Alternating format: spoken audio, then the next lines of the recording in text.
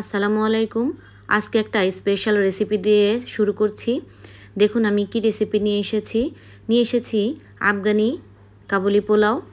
এটা অনেক দুর্দান্ত স্বাদের একটা রেসিপি। এখন মশলা রেডি করে নেব। মশলার জন্য 1 টেবিল চামচ এলাচ, 1 টেবিল চামচ লবঙ্গ, 1 টেবিল চামচ জিরা, 1 টেবিল চামচ গোলমরিচ, একটা দিয়ে দিচ্ছি জয়ত্রী, দিয়ে দিচ্ছি 4 ভাগের 1 ভাগ জায়ফল, দিয়ে দিচ্ছি একটা কালো এলাচ। এটা ব্লেন্ডার জারে গুঁড়ো করে নেব। ভালো করে গুঁড়ো করে নিয়ে এটাকে সাইডে রেখে দেব। আর এখানে নিয়েছি হাফ কাপ গাজর কুচি, নিয়েছি 8 থেকে 10টা কাঁচামরিচ ফালি। আর এখানে যে কাবুলি ছোলাটা দেখতে পাচ্ছেন, এটা সারা রাত ভিজে আমি লবণ দিয়ে সেদ্ধ করে নিয়েছি। এখানে নিয়েছি হাড় চর্বি সহ 1.5 কেজি মাংস। আর বিরিয়ানির জন্য বাসমতি চাল নিয়েছি 2 কাপ।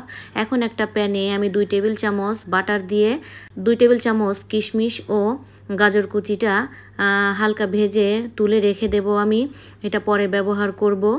দেখুন আমি কিভাবে ভেজে নিচ্ছি। ওরা এখানে কালো কিশমিশটা ব্যবহার করে, এটা না থাকলেও কোনো সমস্যা নেই, এই কিশমিশ দিয়েও রান্না সুন্দর হয়। এখন আমি এখানে 1/3 কাপ তেল আর 1 টেবিল চামচ বাটার দিয়ে এখানে আরও অ্যাড করে দেব আমি 1 চামচ চিনি। চিনিটা অবশ্যই দেওয়ার চেষ্টা করবেন, চিনিটা দিলে বিরিয়ানির কালারটা অনেক সুন্দর আসে। দিয়ে দিচ্ছি এখানে আমি 2 কাপ পেঁয়াজ কুচি।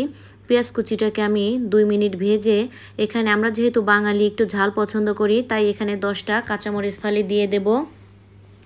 এখন এখানে আমি দিয়ে দিচ্ছি 1.5 কেজি মাংস, আর মাংসের জন্য 1 টেবিল চামচ লবণ আর 2 টেবিল চামচ বিরিয়ানি মশলা, আর দিয়ে দেব 2 টেবিল চামচ করে আদা বাটা ও রসুন বাটা।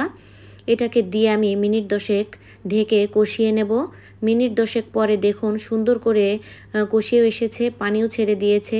এটাকে এখন আমি এখানে 6 কাপ পরিমাণ পানি দিয়ে একদম মিডিয়াম টু লো হিটে রান্না করে নেব, যাতে মাংসটা একদম সেদ্ধও হয়ে আসে। আর আমাদের এই স্টক 4 কাপ পরিমাণে থাকে। আমি এখানে স্টকটা মেপে দেখেছি 4 কাপই আছে আমার। এখন আমি যে 15 মিনিট ভিজিয়ে রেখেছিলাম বাসমতি চালটা, সেটা দিয়ে দিচ্ছি। আর এই চালের জন্য 1 চামচ লবণ দিয়ে দেব, কারণ মাংসের লবণ ঠিক আছে, শুধু চালটা যে এক্সট্রা দিলাম তাই 1 চামচ লবণ দিয়ে দিয়েছি। আর যে সেদ্ধ করে রেখেছিলাম কাবুলি ছোলা, সেটা এখানে দিয়ে দিলাম। এটা আপনাদের কাছে না থাকলে নাও দিতে পারেন, সমস্যা নেই। না হলে আপনারা কালো যে ছোলা হয় সেটাও দিয়ে দিতে পারেন। এখন এটাকে আমি উল্টে পাল্টে নেড়ে দেব। আর উপরে আমি যে গাজরটা আর কিশমিশ ভেজে রেখেছিলাম সেটা দিয়ে দেব। দিয়ে দেখুন আমি 10 মিনিট পরে খুলে দেখাচ্ছি, একদম সুন্দর মতো সেদ্ধ হয়ে গেছে। এটাকে পরিবেশন করব। আমি যে একটু গাজর বাঁচিয়ে রেখেছিলাম, উপরে এটাকে ডেকোরেশনের জন্য একটু দিয়ে দেব সাজিয়ে। দেখুন কত সুন্দর হয়েছে। আমার ভিডিওগুলো যদি ভালো লাগে ফ্যামিলি ফ্রেন্ডদের সাথে শেয়ার করে দিন।